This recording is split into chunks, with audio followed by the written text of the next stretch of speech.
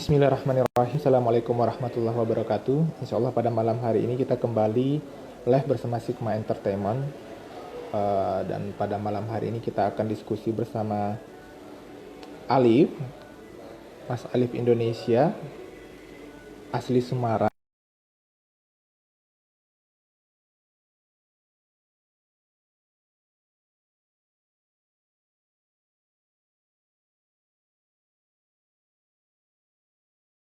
Beliau lakukan menjadi inspirasi. Nah, salah satu besutan nasyid yang beliau pegang adalah Awan Nasyid, Awan Expector Indonesia. Itu adalah salah satu binaannya beliau. Dan di karya Sigma Entertainment sendiri juga banyak yang menggunakan karya-karya beliau, sebut saja Dinamika, hingga Saatnya Bahagia, yang hari ini sudah tembus 260.000 viewers di YouTube. Luar biasa, dan sangat-sangat excited dengan karya-karya beliau. Nah, hari ini kita akan membahas bagaimana seorang Mas Alif ini memproduksi karya, bagaimana caranya beliau memproduksi karya, apakah inspirasi beliau bisa untuk seperti ini, dan bagaimana kita bisa meniru langkah-langkah beliau. Apakah kita pemula ini bisa jadi penulis lagu, atau apa yang harus kita lakukan selaku orang-orang yang pecinta seni dan juga suka menulis, suka menginspirasikan sesuatu. Dan maaf agak berisik sejenak karena masih di kantor. Insya Allah. Oke, kita cek ada Mas Alifnya. Kita cek dulu ya. Oke, Mas Alifnya masih belum gabung. Nah, Mas Alif ini saya mengenalnya itu tahun 2009 di saat Festival Nasyid Pemuda Indonesia di Jakarta. Beliau mendampingi Awan selaku coach, selaku pelatih, dan di situ saya baru mengenal beliau yang sosoknya humble banget dan ilmunya banyak banget untuk sharing. Salah satu Sigma bisa berkembang seperti ini juga banyak saran-saran beliau.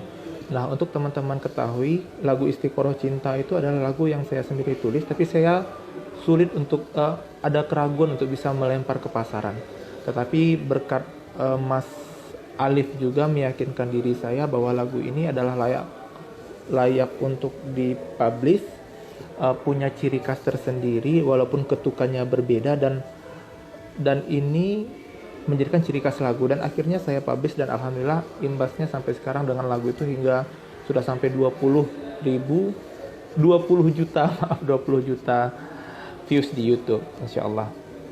Sembari menunggu Mas Alifnya ini, saya cek dulu, belum bergabung. Sebentar. Ya, Mas Alifnya masih belum bergabung ini. Mas Alif. Oke. Kita lagi. Sebentar ya, kita lagi nunggu Mas Alifnya. Selamat bergabung buat teman-teman yang sudah bergabung pada malam hari ini. Mungkin waktu kita tidak lama, setengah jam ke depan kita akan bercerita inspirasi dari seorang Mas Alif. Teman-teman bisa mendengarkan suara saya?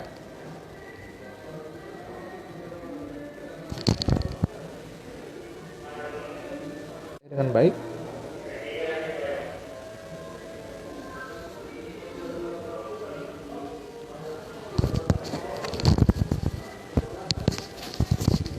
Alif.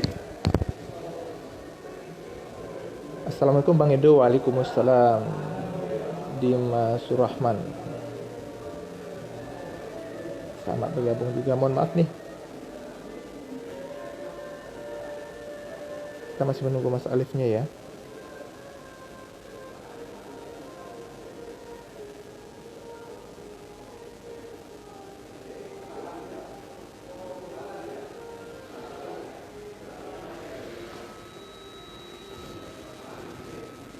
Ayo Mas Alif.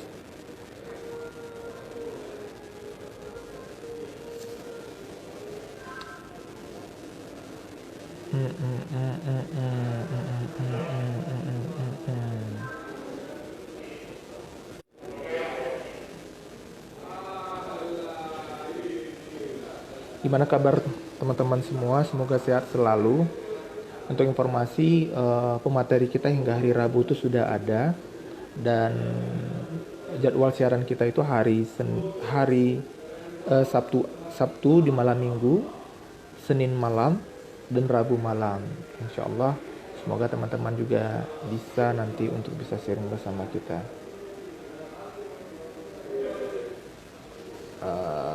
Kita buat judulnya dulu ya, sharing bersama Alif Indonesia.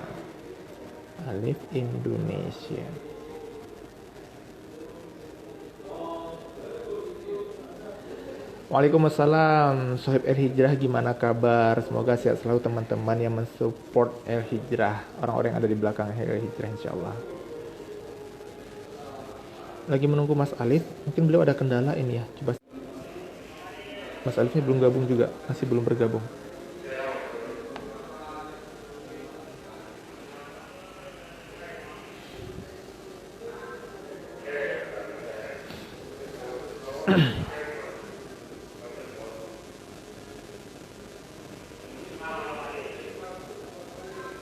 Selamat bergabung buat teman-teman yang baru bergabung. Nih, saya lagi menunggu Alif nih. Lama banget Mas Alif ini gabung ya. Tuk. Gongju. Gimana kabarnya? Gongju yang si kumbang, sehat selalu. Maaf di sini agak berisik ya, masih di tempat kerja. Oke, Mas Alifnya udah gabung, kita gabungkan panggilannya ya.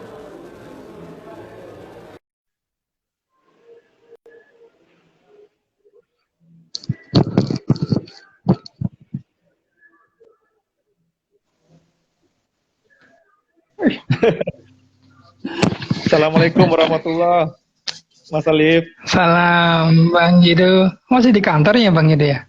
Masih belum pulang Mas. Masya Allah. Kerja keras banget ya. Gimana kabar, Ini sehat? gelap ya? Alhamdulillah. Di situ gelap ya Bang Jido? Agak gelap Mas Alifnya. Iya harusnya ada lighting ya. Apa ya, gini aja kali ya. Mas Alif, saya mohon maaf juga nih rada berisik juga di tempat saya, tapi ya insya Allah nggak mengganggu kita untuk sharing bersama. Mungkin saya minta waktu 30 menit ke depan nih Mas, saya mau cerita. Oke. Kita di Riau itu Mas, sedikit sekali orang-orang yang bisa menciptakan lagu yang menurut saya itu market. Nah, sebagai orang berpengalaman nih, maksudnya begini, saya punya lagu Istiqoroh Cinta, saya tuh nggak pede tuh. Kan saya sharingnya dengan Mas Alif nih. Mas gimana nih lagu saya nih, akhirnya Mas Alif, oh ya kamu produksi ini bagus, akhirnya saya produksi nih. Mungkin Mas Alif sangat mengerti pasarnya, dan hingga lagu itu hari ini tembus di 20 juta gitu yang nonton di YouTube. Nah Mas Alif ini buat lagu mengalahkan Mahar ya itu ya. Mengalahkan Mahar untukmu itu. Ini salah nih kayaknya pertanyaan yang tanya siapa. Bukan, saya itu maksa diri sebetulnya. Gimana nih Mas, maksud saya itu apa langkah-langkah kita menjadi songwriter itu gimana gitu?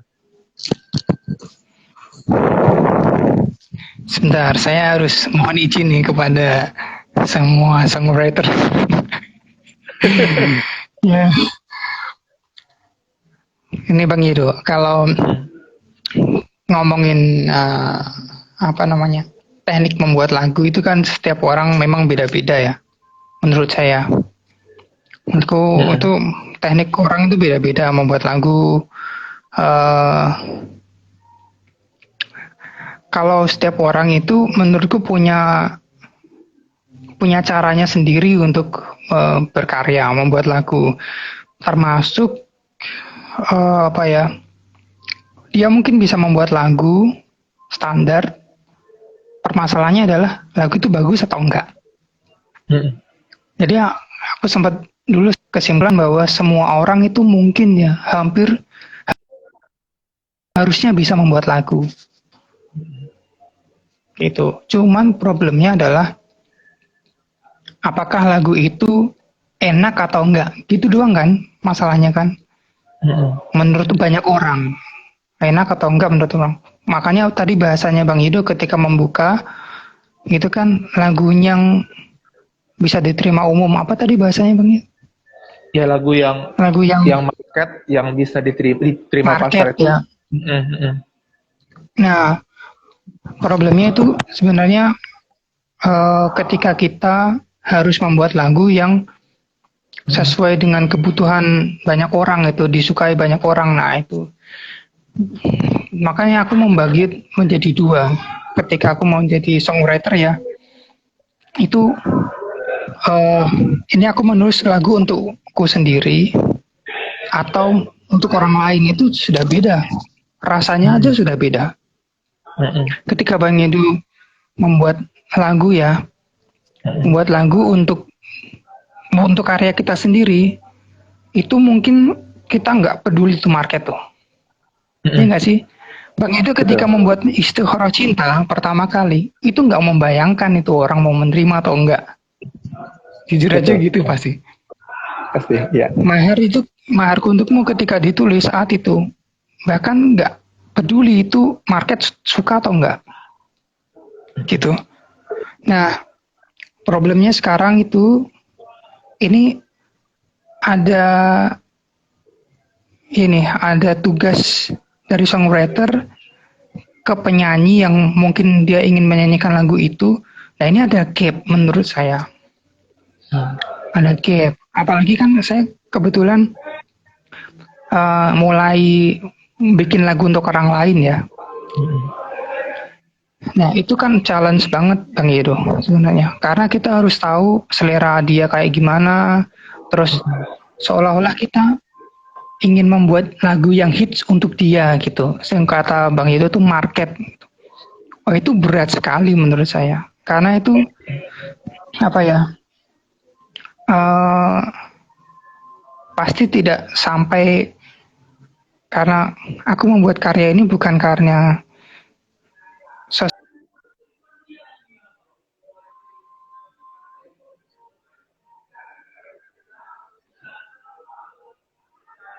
Halo Mas Alif, masih bisa dengar suara saya?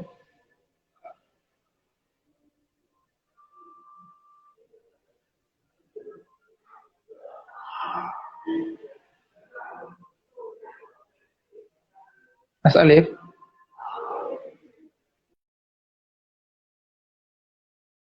Suara saya? Wah, tiba-tiba Mas Alifnya keluar. Teman-teman masih bisa mendengar suara saya atau mungkin sayanya ini sinyalnya atau gimana? Kita masih menunggu Mas Alif ya. Tadi kita masih terpenggal di bahwa membuat lagu itu, ya, membuat lagu yang market itu tuh si penulis lagu belum terpikir bagi kita untuk memikirkan bahwa lagu itu market atau tidak sampai di situ. Nah, kita coba gabungkan kembali, semoga oke. Ini kenapa ya? Jelas Bang, suaranya sangat jelas. Oke. Terputus Mas Agil. Iya, Mas Agilnya terputus tadi ya. Kita tunggu beliau. Maaf, di sini juga berisik juga ini. Teman-teman yang nanti punya pertanyaan boleh bertanya langsung, silakan ditulis di kolom komentar, nanti kita akan bacakan. Semoga Mas Alif bisa menjawab. Dan kata Mas Alif, semua orang itu bisa menjadi pencipta lagu. Ya, semua orang itu bisa menjadi pencipta lagu. Nah, sekarang ini kita mau tanya sama beliau, kiat-kiatnya apa nih, gitu.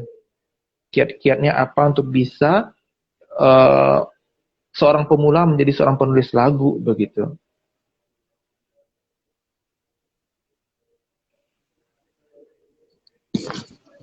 Oke, Mas Alif, terputus. Putus ya? Iya, nggak tahu juga nih sinyal kali Mas. Sampai di sini tadi Mas, bahwa semua orang yang menciptakan lagu awalnya tidak berpikir itu market atau tidak lagu tersebut. Gitu. Cuman hal yang terberat dari penulis lagu itu apabila menciptakan lagu orang adalah bebannya adalah membayangkan lagu ini adalah lagu hit. Nah, sampai di sana. Ya, betul. Jadi memang paling enak itu membuat karya ya untuk diri sendiri. Itu pasti enak banget karena kita tanpa intervensi gitu, tanpa harus pedulikan.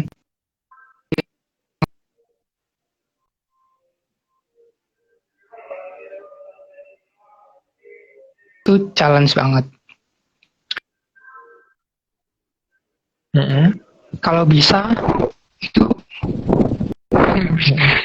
istilahnya tuh naik kelas lah sebenarnya ya, bahasanya ya. Nah, tapi sebenarnya sebaik-baik karya itu pasti adalah yang untuk dirinya sendiri sebenarnya, karena itu representasi ya dianya ya. Jadi CC ini melebar tadi. Kemana Bang? Pertanyaannya Bang? Ya, pertanyaannya itu yaitu, nah sekarang ini Mas, seseorang Mas bilang semua orang bisa menciptakan lagu gitu. Nah sekarang tahapannya selaku pemula itu apa Mas? Apa harus dikuasai? Apa harus menguasai alat musik dulu? Terus adakah referensi-referensi harus dibaca atau apa begitu? Karena memang yaitu nggak gampang menciptakan lagu nih Mas. Kalau Mas Alif punya bank lagu, saya nggak punya bank lagu seperti Mas Alif, saya nggak punya kemampuan begitu. Nah, ini kalau kita ngomong sesama songwriter ya, ini Pak Yesu yang tadi saya bilang bahwa setiap pencipta lagu itu punya kekhasannya masing-masing, caranya sendiri-sendiri. Saya punya bank lagu itu bukan karena sekedar saya produktif itu, tapi sebagian karena ketika saya membuat lagu itu saya merasa lagu itu belum sempurna. Saya endapkan dulu lagu itu belum sempurna atau belum oke gitu. Sudah ada liriknya mungkin tapi belum oke lah menurut saya. Jadi saking banyaknya gitu, jadi bank lagu itu sebenarnya. Ya begitu nanti saya membutuhkan lagu itu, saya tinggal calling istilahnya. Saya sempurnakan gitu. Makanya dari situlah saya kemudian dari bank lagu itulah kemudian saya baru memberanikan coba lagu ini ditawarkan ke orang lain gitu. Awalnya begitu. Karena masukan dari teman-teman juga ini kok sayang gitu. Kalau harus menguasai alat musik Mas, minimal menguasai apa gitu. Kalau tidak, apa perbedaannya orang yang tidak menguasai alat musik dengan orang yang bisa menguasai alat musik gitu?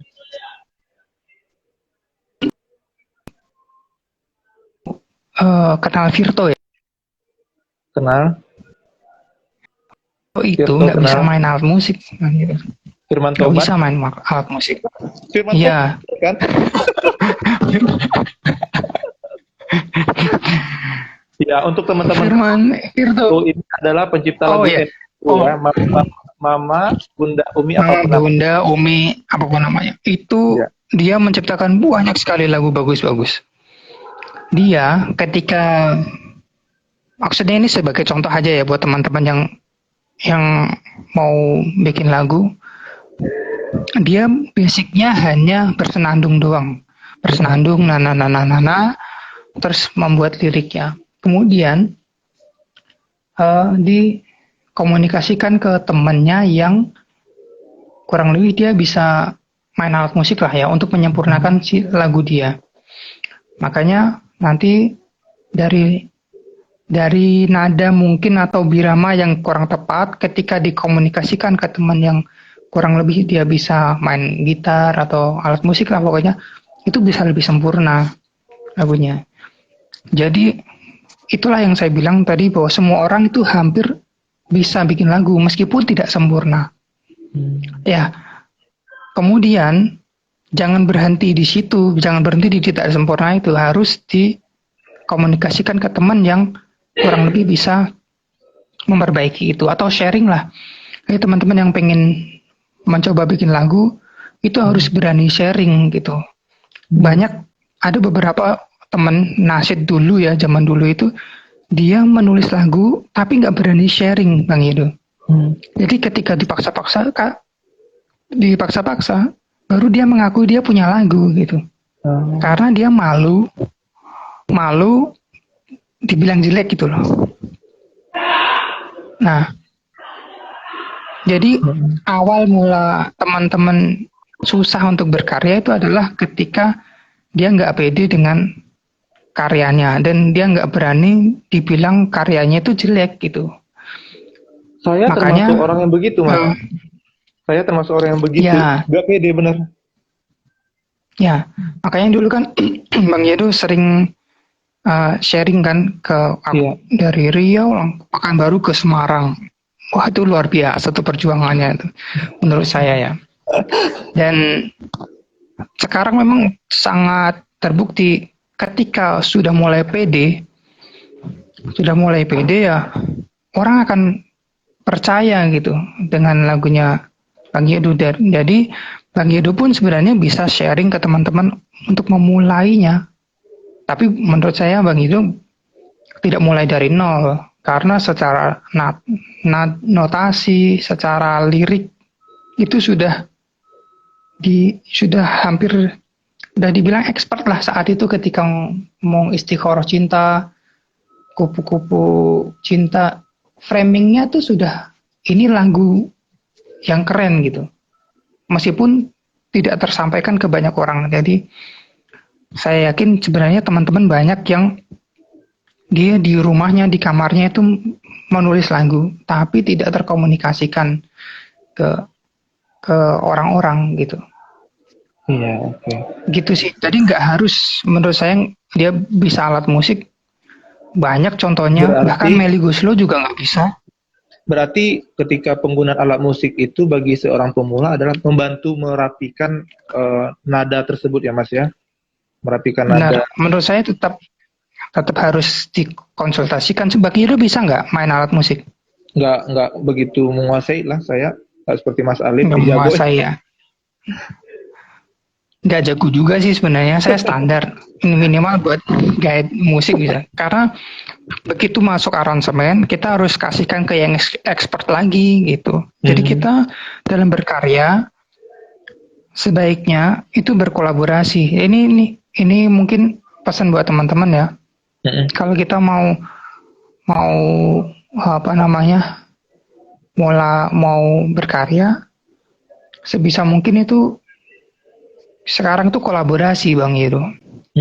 Gitu karena lagu saya, misalkan ya, saya harus menyadari bahwa lagu saya itu sebenarnya mungkin biasa aja. Tapi begitu di treatment oleh arranger yang keren, misalkan dulu lagu saya mungkin biasa aja ketika saya membuat notasi dan segala macamnya, demo. Tapi begitu di treatment sama aransemen atau arranger yang bagus, jadi keren kan? Artinya jadi kita tambah pede karena bekerja sama dengan orang yang memang expert. Begitu pede, karya kedua keluar, karya ketiga keluar gitu. Jadi jangan sendiri menurut saya kalau mau berkarya. Nggak bisa alat musik nggak apa-apa, tapi ngomong dengan teman-teman yang bisa. Oke. Gitu sih menurut saya. Terkait lirik Mas, banyak orang-orang yang menulis lagu, kadang lirik kita merasa lirik ini kurang pas gitu. Mungkin kita bisa nyadari sendiri bahwa liriknya itu kurang pas. Nah sebetulnya untuk penulisan lirik ini, contoh lagu romantik saja lah, Mas kan spesialisnya romantik nasib. Itu inspirasinya gimana? Apakah ada buku yang pernah Mas baca atau referensi apa begitu kan? Terus sehingga nada dan bahasanya itu tersampaikan dengan baik dan mengena. Gitu. Kalau lirik ya, saya tuh ketika menulis lirik, kalau lihat di lagu-lagu saya itu ada dua apa namanya ya bahasanya ya. Kalau saya kadang tidak sengaja lagu itu puitis, kadang apa adanya verbal gitu, ngomong verbal. Contoh lagu yang agak puitis itu di Cahaya Hidayah itu puitis dan itu mengalir gitu. Itu menurut saya mengalir ketika saya dapat moodnya itu dari lirik-lirik itu Cahaya mengalir. Hidayah ini lagu yang mana ya? Hmm. Cahaya Hidayah ini lagu yang ada Yang di albumnya Bersama-sama itu, kalau nggak nggak salah ada ya. lagu nomor nomor 4 ya. Oh, yang cahaya hidayahmu merasuk dalam kalbuku, mengaliri darahku, menghangatkan jiwaku. Nggak Oke, tahu ya. oke. Di Itu di YouTube channel ada kok. udah di CD kan itu ya Mas, kalau nggak salah kan? Itu dulu kompilasi deh kayaknya deh. Ya, album kompilasi lagu itu nomor 5. Saya ingat itu covernya warna Oh, hijau hijau ke oranye kuning-kuningan, covernya di situ ada jenggot juga kalau nggak salah ya. Ada. oh iya, betul betul. Iya kan? Oke, berarti saya tahu Mas. Iya, nah, betul Oke. betul. Itu agak puitis, tapi ada yang sangat verbal banget kayak misalkan bersamamu. Mm-mm. Itu kan berbicara apa adanya ya. Mm-mm. Ngomong kayak kalimat orang berbicara ke orang lain gitu, tanpa harus tanpa harus berpuisi gitu. Nah, gini. Ini entah benar atau salah ya.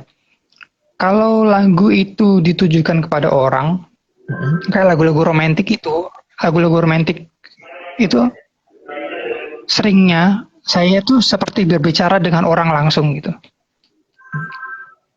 Aku dan Seperti kamu. orang, ya aku kamu ngomong kayak ngomong gitu. Oke, oke. Jadi yang mendengarkan itu langsung. Tapi kalau yang sifatnya apa ya?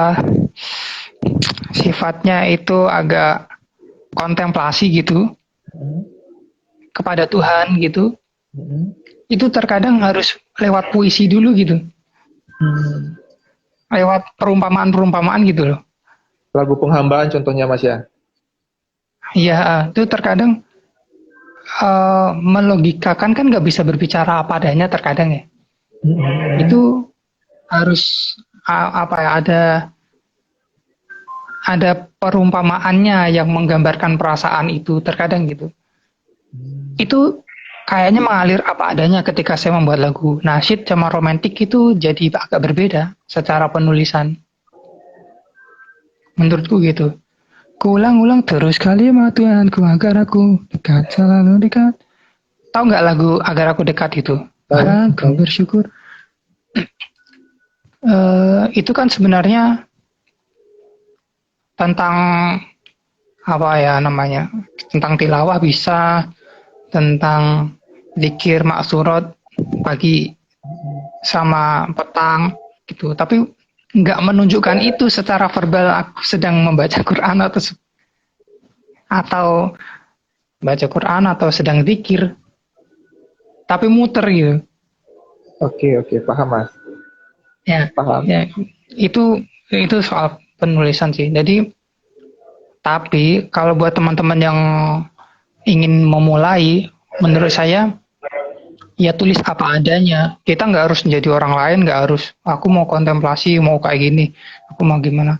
Malah tulis apa adanya nanti itu ketemu sendiri kok menurut saya. Semakin banyak referensi kata dan jangan dibuat-buat gitu. Karena orang nggak akan mungkin bisa menulis melebihi kemampuan kosakata dia gitu loh. Oh, Tiba-tiba gitu. nyari-nyari di kamus ya. Nyari-nyari di kamus ada kata bejana. Wah, bejana itu maksudnya apa? Terus kemudian dia memaksakan masukin kata itu ke dalam sebuah karya-karya dia gitu. Yang dia tuh kata itu tuh tidak apa ya, bukan bagian yang ada di dalam dirinya gitu loh. Dia nggak seperti itu. Makanya ada banyak karya yang dia tuh nggak ori secara pemikiran Mm-mm. gitu. Kalau Bang Yedu misalkan nulis lagu romantik, basically itu ada imajinasi yang romantik gitu loh. Iya, saya juga Makanya nggak bisa bisa. menulis kata-kata. Saya nggak bisa juga buat nambah-nambah atau cari referensi gitu ya. Ngalir aja, memang nggak bisa Betul, juga, betul. betul. Nggak Kalau itu bisa saya saya. sepakat. Hmm. Jadi ketika kita mau nulis, ya apa adanya aja yang ada di kepala kita, yang di sejauh kita yang ada ini kita turunkan. Kalau bisanya nulis apa adanya, aku, kamu, atau engkau, yang misalkan dengan kata-kata yang biasa kita ngomong, ya keluarkan aja, nggak harus menjadi dirimu atau gimana, paksain gitu, nggak. Nanti jadi nggak enak sih lagu itu, menurut saya gitu. Setelah nada jadi, bikin liriknya gitu sih, Bang Yedo. Mas, Mas kalau buat lagu nada dulu atau lirik dulu, Mas? Atau Saya nggak pernah bikin dari lirik dulu. oh, berarti nada Saya dulu. nggak bisa kalau lirik dulu. Saya Oh, nada dulu. oh gitu. Kalau Bang Yedo gimana? Kalau saya tuh kadang lirik dulu, Mas. Lirik dulu ya. Ya kadang-kadang Ada sih. sih orang-orang yang gitu. Kadang-kadang tapi Kalau dalam saya keadaan dari lirik tuh sering nggak jadi kalau saya dari lirik dulu tuh. sering nggak jadi ya. Lebih lebih trial errornya Iya, lebih banyak. Ya memang betul sih ya. Lebih banyak trial errornya karena karena saya gini. ah, Benar. Kalau saya tuh seringnya kalau bikin lagu, ini teknik ya. Jadi mm-mm. setiap orang beda-beda karena ini eh, pendekatannya sudah cara ya. Kan nggak selalu cocok orang ya. Kalau Mm-mm. saya tuh biasanya eh, kalau misalkan nggak pas pakai gitar atau keyboard, Mm-mm. pas misalkan sendiri lah ya, sendiri gitu, bersenandung gitu, ya pakai nadanya sambil bergumam kalau saya, gitu. Tapi saya rekam, gitu. Tapi kan itu yang saya kuatin tuh kan feel-nya, perasaannya. Oke, Jadi oke. saya sudah ngerti bahwa ini tuh lagunya sedih misalkan. Ngerti lagu ini saya perasaannya misalkan lagi sedih gitu ya, saya keluarkan aja nadanya, keluarkan nada sedihnya itu keluar, nanti dari nada itu baru saya sempurnakan di kata-katanya gitu. Saya perkuat Biasanya gitu Mas Bang gitu. biasanya Mas mencari nada anak-anak atau bergumam itu di di Hmm? depan keyboard, di depan sedang menggunakan alat musik atau mungkin dalam perjalanan bawa motor ini mungkin atau ada orang di dalam kamar mandi loh, Mas. Saya pernah tanya sama teman saya, Ya, kamar mandi. Aneh memang begitu. gitu ya. Pada Nggak, kamar mandi kalau kan nggak iya boleh. saya biasanya di perjalanan. Saya biasanya di perjalanan di apa namanya? Ya lagi apapun itu. Kadang saya pernah ada lagu lagu apa ya? Saya lupa. Itu ketika di bandara itu saya pernah ada satu lagu itu. Lagunya Gitvo itu kayaknya. Hmm.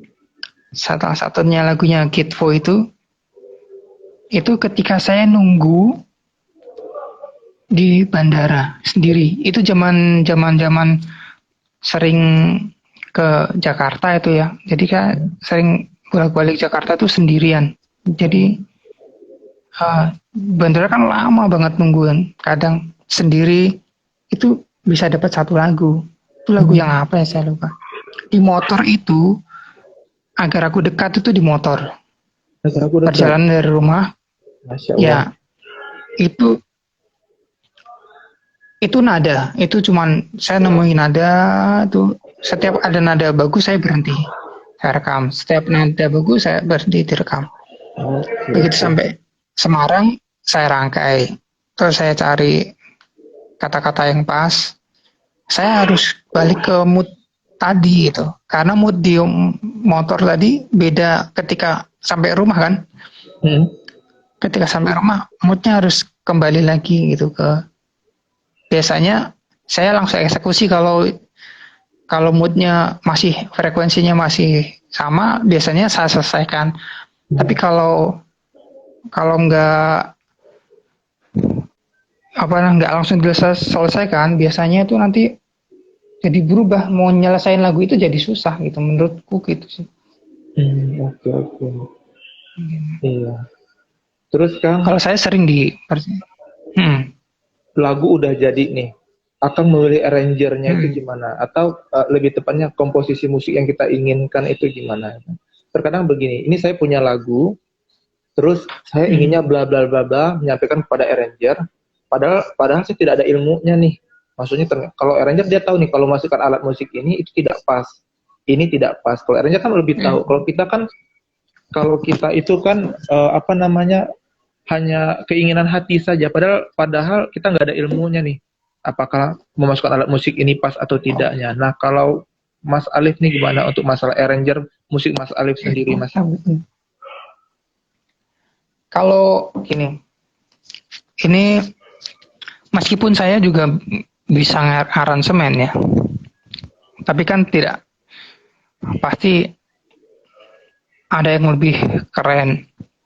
Tapi begitu lagu saya percayakan pada arranger, itu saya biasanya nggak ngasih guidance apapun Oh gitu. gitu. Oke. Dan itu apa ya, surprising menurut saya ketika lagu saya yang sangat sederhana, saya rekam cuman pakai piano gitu misalkan sama vokal, begitu di apa namanya aransemen sama Mas Dion atau Yuda gitu, itu jadi apa ya, sesuatu yang baru yang mereka interpretasikan sendiri gitu. Jadi menurut saya lebih baik ketika teman-teman punya lagu ya, kalau percaya sama arranger, tentu memang kita harus tahu juga si arrangernya itu karakternya gimana. Mas Dion sama Yuda itu apa ya istilahnya ya, Punya karakter yang berbeda ya sentuhannya Mas tuh ya? beda Oh ya. ya, karakternya beda. Saya ketika punya lagu yang tipikalnya gini, sudah punya apa ya, ini kalau tak kasihkan ke Mas Dion jadi kayak gini, ini kalau tak kasihkan ke Yuda jadi kayak gini, sudah punya imajinasi. Tapi mau diapain itu biar mereka eksplorasi, karena mereka kan seniman ya. Arranger itu juga seniman sama kayak kita songwriter. Mereka juga kalau membuat aransemen juga pasti dengan sepenuh hati, pasti tuh. Karena nggak mungkin mereka main-main atau ngasal juga kan. Pengennya kan karyanya mereka juga bagus juga gitu menurutku. Jadi setelah lagu lirik jadi, kita harus bisa komunikasi dengan arranger dengan bagus, kecuali kita sekaligus musik directornya. Jadi kita ketika membuat lagu itu sudah kebayang aransemennya akan kayak gini. Ketika kayak gitu ya bisa nanti direct ke arranger, nanti gini ya, nanti gini kayak gini. Tapi sekali lagi arranger itu pasti punya wawasan yang lebih tinggi soal eksekusi ya. Khawatirnya ini yang banyak nih, ada beberapa teman nasib itu yang ketika mau berkarya itu dia sudah punya keinginan aransemen yang macam-macam. Iya betul. Aku pengennya kayak gini, tapi meskipun saya dalam hati tuh tahu ini sebenarnya nggak cocok pas. gitu ya, atau nggak pas, tapi dia punya imajinasi sendiri karena dia ingin berkarya, ya nggak masalah sih. Nah, Karena mungkin ini yang perlu orang kan beda-beda juga ya. bagi seorang songwriter, pencipta lagu atau nasyid-nasyid, bahwa ketika kita mengamanahkan lagu kita untuk di-aransemen begitu kan, berarti kita memiliki kepercayaan pun untuk digarap seperti itu. Karena ya itu tadi, kita juga punya keterbatasan ilmu terhadap itu ya Mas ya. Memaksakan diri menggunakan alat musik ini padahal sebetulnya kata Mas tadi mungkin tidak cocok ini gitu. Gitu kan. Oke, ini jadi catatan kita. Ini ada Bang Yedo, ada Kang Teddy ini. Ya Kang Teddy dari tadi. Ada Bang Yedo. Alhamdulillah Kang Teddy jadi malu. Bareng. Kita live bareng ini udah Kang Teddy udah. Ya dari kita seminggu ada malam Sabtu, Senin sama hari Rabu gitu. Hari Senin insya Allah mungkin kita libatkan Mas Dion. juga Oh bercerita. iya iya iya iya. Salam ya. Ya. Mungkin ya gitu, tadi juga sudah gabung juga sih ke sini melihat. Jadi render aja. Render dulu. Kilometernya bukan. Selanjutnya nih Mas, ada yang mau saya tanyakan, Ya. Ya masalah ya Bang lagu, Yudo. masalah lagu. Nah, bagaimana cara Mas Alif untuk menyelamatkan hak cipta Mas Alif terhadap lagu tersebut begitu? Dan mungkin ini jadi pelajaran bagi saya dan bagi semuanya. Dan saya perihal ini sangat patokan saya sebetulnya Mas Alif nih. Mas Alif saya telepon dulu, Mas Alif ini Wami atau apa? Mas Alif telepon duluan. Nah ya. Gimana Mas? Ya sekarang sih mungkin lebih aman ya kalau kalau saya nggak pernah sampai ribet ngurus-ngurus kayak gitu karena kebetulan dari awal dulu masuk ke industri musik ini itu langsung ketemu Kang Teddy kan dulu langsung diarahkan Mm-mm. kalau lagu tuh ke sini ke sini ke sini. Jadi menurut saya lebih aman sih lagu saya. Tapi itu bisa untuk siapapun loh sebenarnya. Jadi untuk pencipta lagu paling tidak lagu yang dirilis itu harus ke publisher sih menurut saya. Itu publisher karena dia tahu lah bagaimana apa namanya menjaga lagu kita gitu. Amannya Sebaiknya gitu Bang Edo. sebaiknya tuh aman begitu ya Mas Alif ya. Mm-mm. Ya, cuman kalau publishernya gimana ya Mas Alif? Misalnya begini, kita punya lagu, terus kita telah mengamanahkan sama publisher. Nah, biasanya kalau teman-teman kita yang minta publisher kan Mas? Atau gimana Mas? Minta itu apa tuh master ya maksudnya ya? Minta apa Bukan, tuh? Demo atau mas? minta Mas menggunakan lagunya Mas Alif misalnya. Itu nanti urusannya ke publisher gitu ya Hmm. Mas? Atau langsung ke Mas Alif? Iya. Oh, maksudnya mau dibawakan gitu. Yang Publisher tuh biasanya ini ada dua. Jadi saya sebagai songwriter dan nanti ketika lagu saya itu dibawakan oleh teman misalkan terus dia jadi master, biasanya saya akan calling ke publisher, lagu saya dibawakan sama ini gitu. Karena gini, sebagai songwriter itu saya mendaftarkan lagu saya dan dibawakan siapa, itu saya juga menghubungi publisher gitu. hmm, Gitu. Gitu oh sih Bang gitu. Yudo. Bang Yudo kan juga pasti begitu kan. Jadi ketika kita Hmm, kita punya lagu,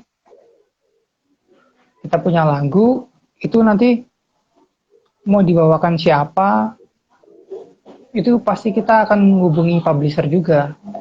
hmm, Meskipun mungkin si master itu nanti akan masuk ke publisher yang lain misalkan ya.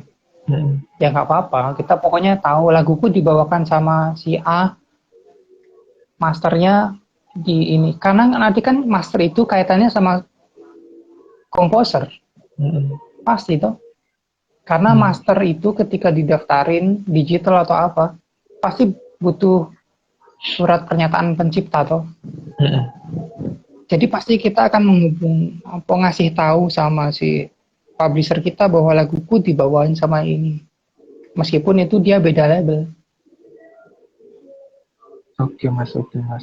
Gitu Bang Iro. Selama kita tuh lagu kita dibawain orang-orang yang dalam satu label atau satu publisher itu sih itu enak-enak aja sih sebenarnya. Tapi prinsipnya ya setiap lagu kita dibawakan orang lain itu pasti ya harus ngomong ke publisher, aman itu pasti soal. Cuman gitu doang kok. Simple sebetulnya ya, untuk menyelamatkan aset ini insya Allah. Simple.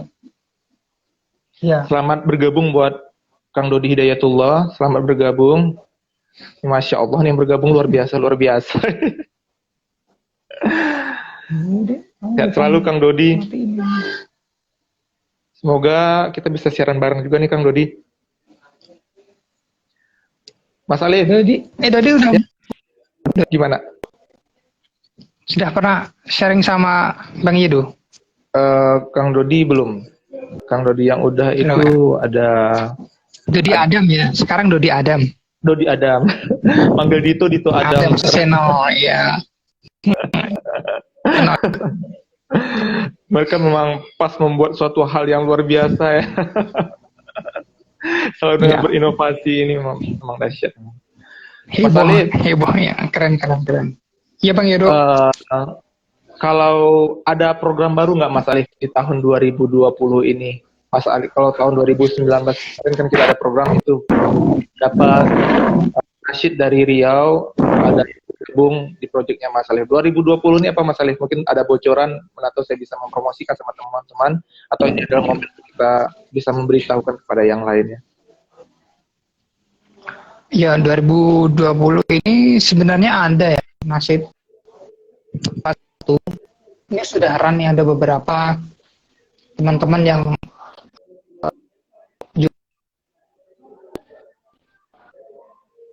belum ada. Saya bagus kita untungnya anak-anak nasib itu pada sabar-sabar gitu. Saya tuh kalau ngomongin mungkin gini ya, ini apa ya, standarnya teman-teman kan sudah tinggi-tinggi ya, pengennya tuh kayak lagu ini, jadi 1-2 demo yang kayak gitu terus anak-anak gitu, enggak, kurang deh, coba yang lain. Jadi nggak semudah dulu menurut saya itu, gitu menurut saya ya. Itu ada, terus Islamic Romantic juga ada,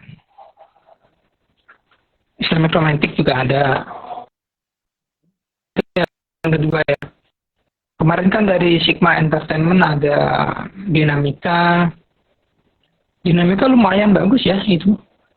Ya alhamdulillah bagus perkembangannya. Ini saya cerita sedikit ya Bang Ido. Ya gimana Mas? Bang Ido, lagunya Dinamika itu apa tuh judulnya, aku lupa. Hingga saatnya bahagia.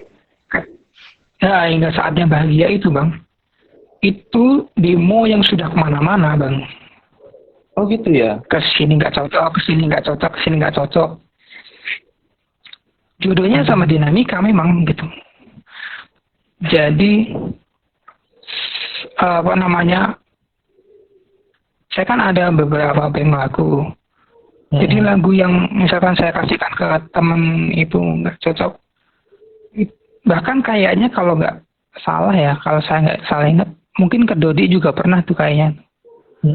Ke Anandito juga pernah. Dan mereka belum oke. Dan jodohnya memang sama Dinamika. Contoh misalkan Terbang ke Surga ini yang dibawain siapa? Lala, Sarah Lala. Itu juga dulu sempat ke beberapa orang dulu. Mereka nggak oke. Ketika dibawain Sarah Lala, iya. Banyak kok lagu-lagu yang kayak gitu. Menurut saya, lagu itu ada jodohnya sendiri-sendiri menurut saya. Gitu. Ya. Jadi walaupun buat Dinamika. Saya baru tahu. Iya, sebagai demo ya. Sebagai demo lagu itu dia mungkin gak cocok, gak sesuai dengan yang diinginkan gitu. Ada beberapa lagu yang dibawain Niko Brahman juga begitu. Jadi itulah, saya meyakini bahwa lagu itu pasti ada jodohnya. Ketika lagu ini saya bikin belum ada yang make, nanti juga ada kok yang make gitu, ada yang cocok dan bahkan mungkin melebihi ekspektasi saya. Jadi contoh lagu Doaku itu lagu lama sekali itu, Kang Teddy tuh inget pasti. Lagu lama, terus begitu diputar sama Kang Teddy, butuh lagu deh. Lama Kang lagu, ada lagu nih kayak gini, langsung oke sama Ali Sastra itu. Gitu Bang Yedo. Iya betul Kang, ternyata lagu itu ada juga jodohnya ya Kang. Masya Allah. Ada jodoh-jodohnya lagu. Baru tahu Kang, ya? kok jadi panggil Kang? Ya, Ini karena Kang Teddy ini manggil Kang. Mas grogi diliatin Kang Teddy.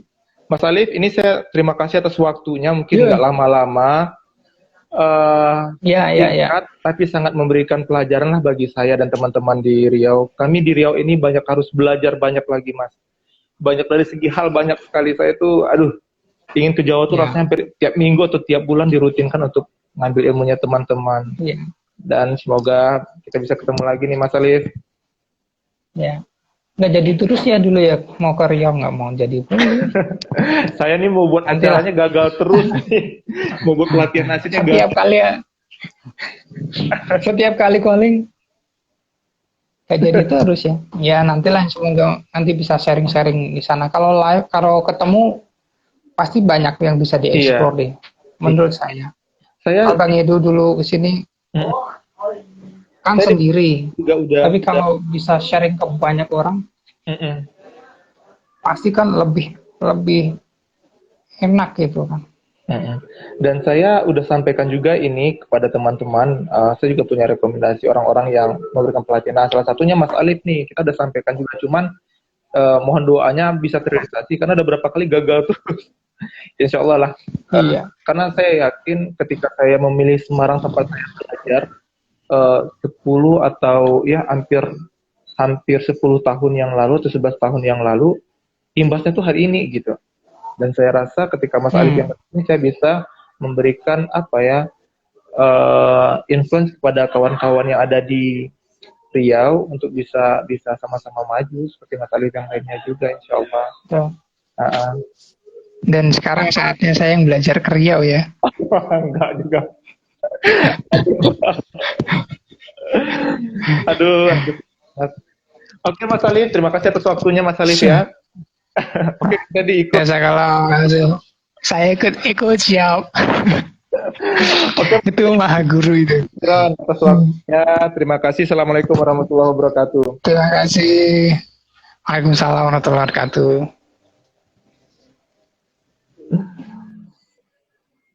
Iya teman-teman, itu tadi kita diskusi sama Mas Alif Indonesia. Beliau adalah salah satu inspirasi saya bernasyid dan tempat saya belajar. Dan beliau tahu itu, sangat tahu itu. Semua apa-apapun tentang misalnya publishing, pencipta lagu, aransemen dari beliau. Beliau juga yang memperkenalkan Mas Gion kepada saya ketika saya telah menggunakan hampir semuanya arranger-arranger yang ada di kota di Provinsi Riau, dan alhamdulillah ketemu Mas Dion itu berkat Mas Alif juga di tahun 2011.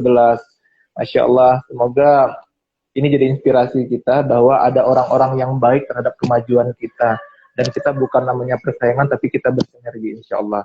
Insya Allah Kang Teddy kita undang ke Riau, Mas Alif kita undang ke Riau, kita coba buatkan pelatihan, semoga COVID ini segera selesai, ilmu ini bisa ditransfer ke banyak orang gitu, kita bisa langsung pelatihan skill langsung di tempat. Semoga Kak Iren dengar ini, semua dengar ini dan bisa merealisasikan ini dan mengundang seluruh masjid yang ada di Riau. Jazakallah khairan katsiran atas waktunya. Terima kasih. Assalamualaikum warahmatullahi wabarakatuh.